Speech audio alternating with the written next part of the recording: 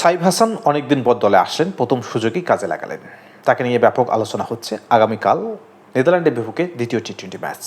সাইফ হাসান আগামীকাল স্কোয়াডে থাকবেন তো? প্রশ্নটা এই কারণেই আসতেছে, যার জায়গায় উনি খেলেছেন সেই শামীম হোসেন পাটোয়ারি, উনি সুস্থ হয়েছেন। ক্রিকেটে কিছু কালচার রয়েছে, বড় দলগুলো প্রায় ফলো করে, আর বাংলাদেশ দল ওই অর্থে বড় দল না হলেও বড় দল হওয়ার পথে এই কালচারগুলোকে আপনাকে ফলো করতেই হবে। শামীম হোসেন পাটোয়ারি, তাহিদ হৃদয় এবং জাকির অনিক আমাদের সলিড মিডল অর্ডার, এই তিনজনই পারফরমেন্সজনিত কারণে কোনো প্রশ্নের সম্মুখীন নয়। তারা ধারাবাহিকভাবে ভালো কিছু করতেছে এবং এখন পর্যন্ত প্রশ্ন আসেনি তাদের পারফরমেন্সজনিত কারণে তারা বাদ পড়তে পারে। এটা ঠিক শ্রীলঙ্কা থেকে পাকিস্তান সিরিজ পর্যন্ত তাহিদ হৃদয়কে নিয়ে প্রশ্ন উঠেছে, তার স্ট্রাইক রেট নিয়ে প্রশ্ন উঠেছে, তার ধারাবাহিক পারফরমেন্স নিয়ে প্রশ্ন উঠেছে, কিন্তু তার পারফরমেন্স এতটাই খারাপ হয়ে যায়নি যে তাকে দল থেকে বাদ দিতে হবে। তাহলে ভালো খেলা সাইফ হাসানের কী হবে? ভালো খেলেই কিন্তু বাদ পড়বেন?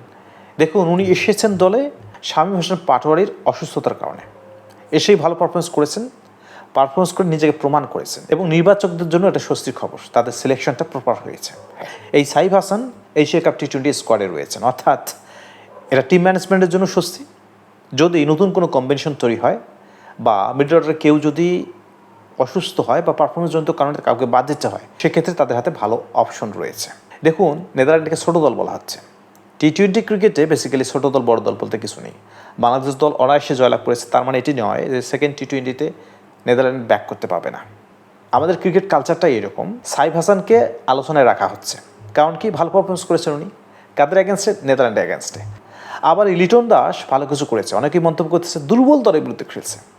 যে একই দুর্বল দলের বিরুদ্ধে খেলে লিটন দাস প্রশ্নের সম্মুখীন হয় কখনো কখনো, আবার কেউ কেউ হিরো হয়ে যায়। দেখুন, হঠাৎ ভালো কিছু করলে যেমন মাথায় তুলতে নেই, আবার ধারাবাহিকভাবে কেউ যদি ভালো খেলে, নিজেকে স্টাবলিশ করে, দুই একটা খারাপ ইনিংস খেললেও তাকে আড়ালে রাখতে নেই। তাহিদ হৃদয়কে নিয়ে প্রশ্ন করা হচ্ছে ওনাকে ড্রপ দেওয়া হবে কিনা বা বিশ্রাম দেওয়া যায় কিনা। দেখুন, বিশ্রামের কোনো প্রশ্নই আসে না। বাংলাদেশ দল কি নেদারল্যান্ডের বিপক্ষে টেস্ট খেলেছে? ওয়ানডে খেলেছে? খেলেনি। একটা মাত্র টি-20 খেলেছে, সেখানে তাহিদ হৃদয় ব্যাটিং করার সুযোগ পায়নি। প্রশ্ন উঠেছে গত সিরিজগুলোতে ওনার পারফরমেন্স নিয়ে, সেই আহামরি খারাপ কিছু করেনি যে উনি বাদ পড়বেন। যদি প্রশ্নই ওঠে, তাহলে তো এই নেদারল্যান্ডের বিপক্ষে তাকে সুযোগ দেওয়া দরকার, ভালো কিছু করার সুযোগ পাবে এবং তার কনফিডেন্সটা গেইন করবে। কারণ একজন প্রপার মিডল অর্ডার ব্যাটসম্যান, যিনি গত 43টি টি-20 ম্যাচে পারফরমেন্স করে দেখিয়ে দিয়েছে, 26 এভারেজে ব্যাটিং করে এবং 125 তার স্ট্রাইক রেট, একজন সলিড মিডল অর্ডার ব্যাটসম্যান। সামনে এশিয়া কাপ টি-20 টুর্নামেন্ট, সুতরাং খেলোয়াড়দের সেটেল করতে হবে। সেটেল খেলোয়াড়কে আনসেটেল করে নতুন একটা খেলোয়াড়কে আপনি সেটেল করতে চাবেন, এই রিস্কটা বাংলাদেশ নেওয়ার মতো অবস্থানে নেই। দেখুন, এই এক্সপেরিমেন্টটা আপনি থার্ড টি-20 করতে পারেন। যদি আমরা দ্বিতীয় টি-20তে জয়লাভ করতে পারি, সিরিজ কনফার্ম হয়ে যায়, সেক্ষেত্রে তৃতীয় টি-20তে আপনি এক্সপেরিমেন্ট করতে পারেন। তবে হ্যাঁ, সাইফ হাসান খেললেই যে বাংলাদেশ দল হারবে এমনটা না, বা তাহিদ হৃদয়কে বাদ দিলেই বাংলাদেশ দল হারবে এটাও না। কিন্তু আমাদের কম্বিনেশনটা ঠিক রাখা উচিত। বড় দলগুলো যেটা হরহামেশাই ফলো করে, তাদের নিয়মিত 11 প্লেয়ার সবসময় খেলে।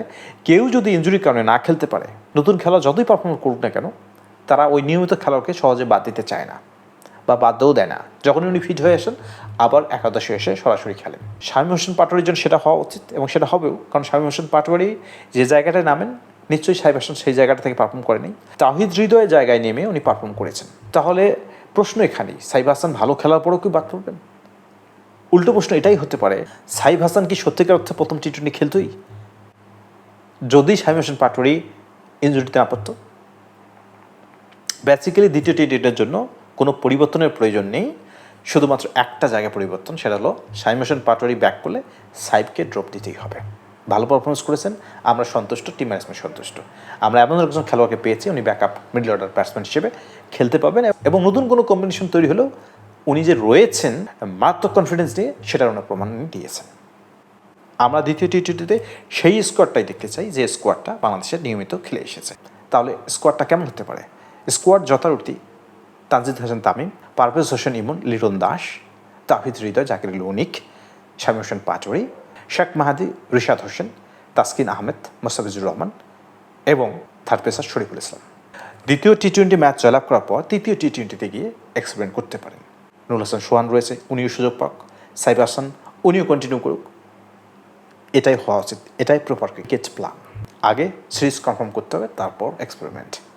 বাংলাদেশ দলের জন্য শুভকামনা। দুর্বল দল নেদারল্যান্ড হলেও ক্রিকেটেই আগে জয়লাভ করতে হবে, তারপর আত্মসমালোচনা, তারপর বিশ্লেষণ। ধন্যবাদ সবাইকে।